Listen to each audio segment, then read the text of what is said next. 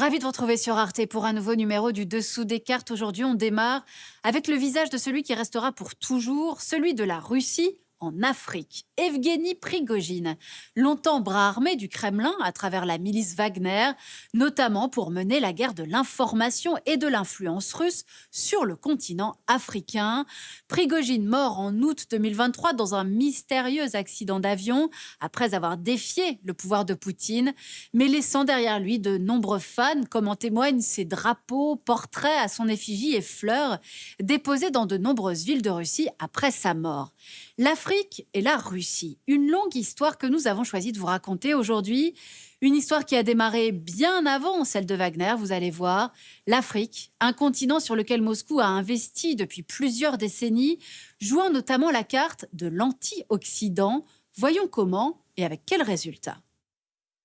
Voici la Russie, le plus vaste territoire du monde, plus de 17 millions de kilomètres carrés, d'immenses ressources en hydrocarbures, une population éduquée mais vieillissante de seulement 146 millions d'habitants en 2020, une dictature mafieuse et clanique, mais aussi une grande puissance nucléaire, nostalgique de la perte de son empire.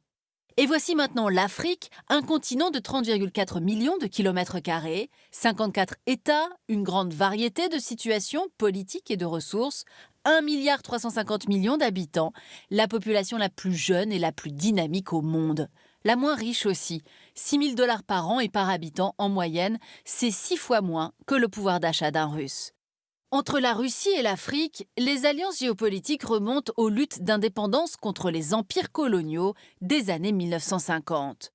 L'URSS offre alors son soutien aux nouveaux militants africains qui veulent rompre avec les anciennes puissances coloniales européennes.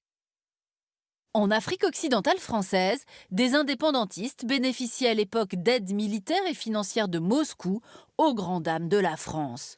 Et en 1960, le premier président du Mali indépendant, Modibo Keïta, choisit la voie d'une économie socialiste et d'une diplomatie non alignée et panafricaniste.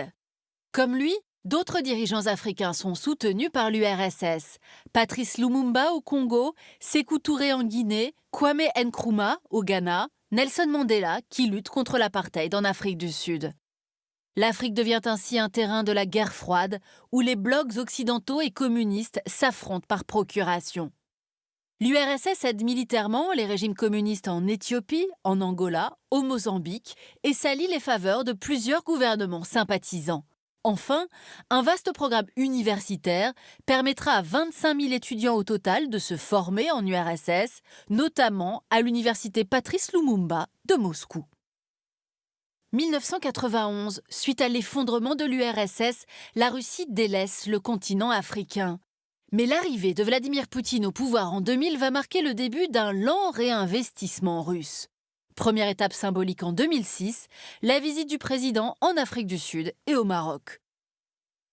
Aujourd'hui, le chef du Kremlin s'appuie sur les liens anciens et sur la sympathie de ces élites formées à l'époque soviétique pour leur vendre un discours anti-impérialiste et flatter leur ressentiment envers l'Occident. Les dirigeants africains ne sont pas dupes, mais voient en la Russie une nouvelle offre géopolitique qui peut servir leurs intérêts. Le grand retour de Moscou en Afrique intervient toutefois après l'annexion de la Crimée ukrainienne en 2014, puis à l'occasion de l'intervention russe en Syrie en 2015. Mise au ban et sanctionnée par un certain nombre d'États, la Russie de Poutine trouve en Afrique un terrain pour contrecarrer ce qu'elle appelle l'Occident collectif. Sa stratégie, publique et privée, est multiforme. Militaire tout d'abord. Une large majorité d'États africains ont signé un accord de coopération avec la Russie qui comprend vente d'armes, formation et exercice. La Russie qui est devenue le numéro 1 des ventes d'armes sur le continent. Elle a fourni 44% de toutes les importations d'armes africaines entre 2017 et 2021, selon l'Institut international de recherche sur la paix de Stockholm. Loin devant celle des États-Unis, de la Chine et de la France.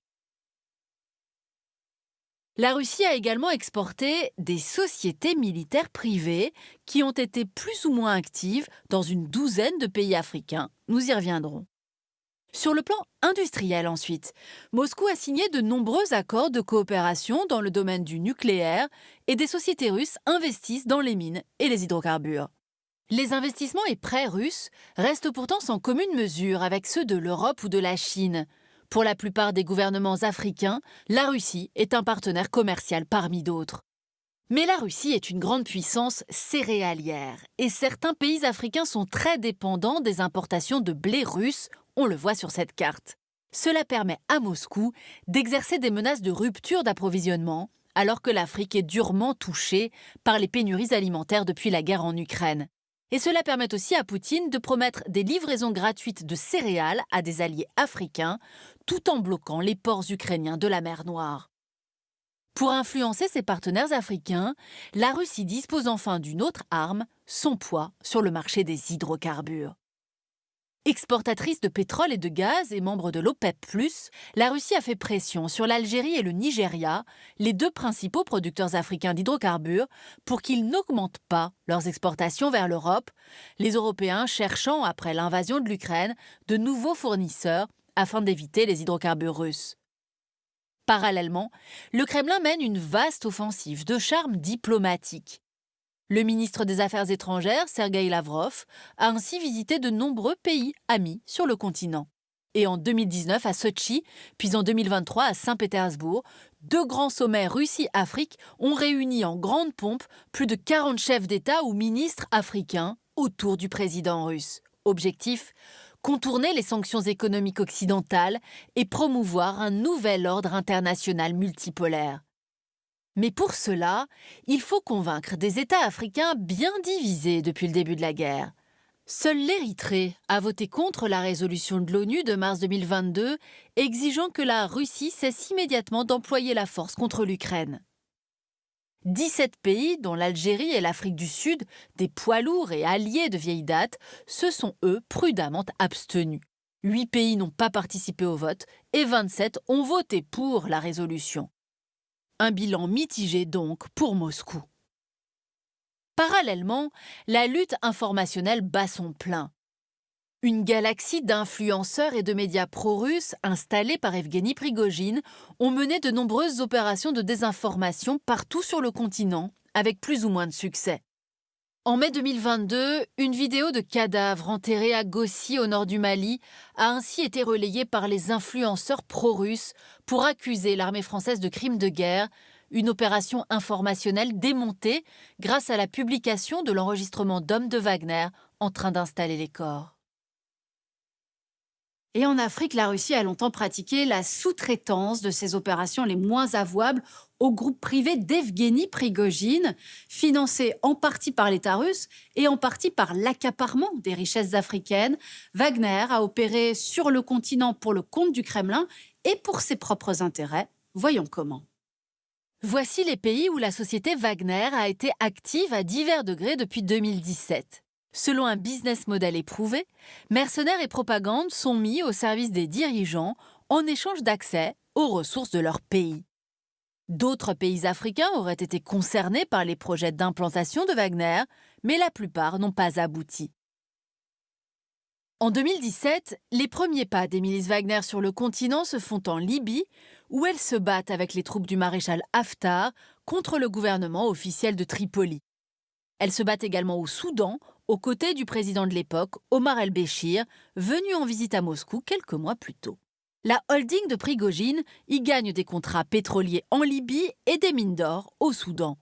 L'État russe y gagne des alliés contre l'Occident et un accord pour la construction d'une base militaire à Port-Soudan, un emplacement stratégique sur la mer Rouge, du moins jusqu'à la chute d'Omar el-Béchir.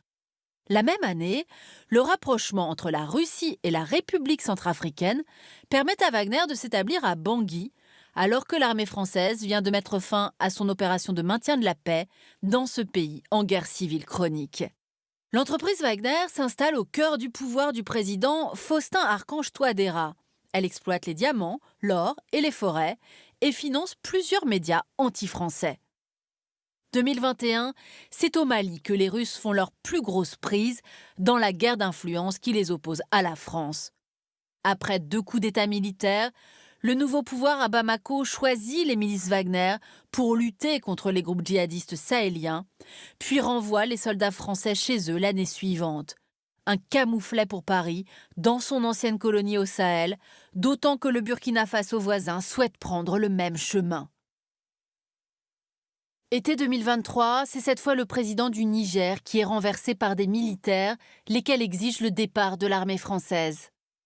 Le dernier et fragile allié des Occidentaux au Sahel est tombé.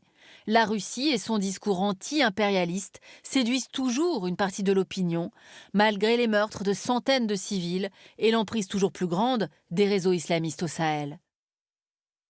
Voilà pour cette longue histoire de la stratégie russe sur le continent africain.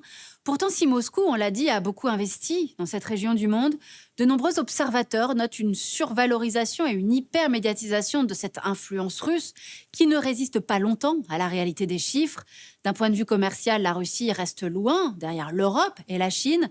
L'Afrique, continent convoité de toutes parts, qui profite du nouveau monde multipolaire avec des tendances qui s'affirment. L'influence de la France, par exemple, est clairement en retrait, tandis que Chine et États-Unis rivalisent d'attention vis-à-vis des pays africains. Mentionnons également l'intérêt de la Turquie pour l'Afrique, de quoi donner à Moscou beaucoup de fil à retordre. Ainsi s'achève ce nouveau numéro du Dessous des cartes. Je vous donne maintenant rendez-vous sur arte.tv pour retrouver l'ensemble de nos vidéos. À bientôt.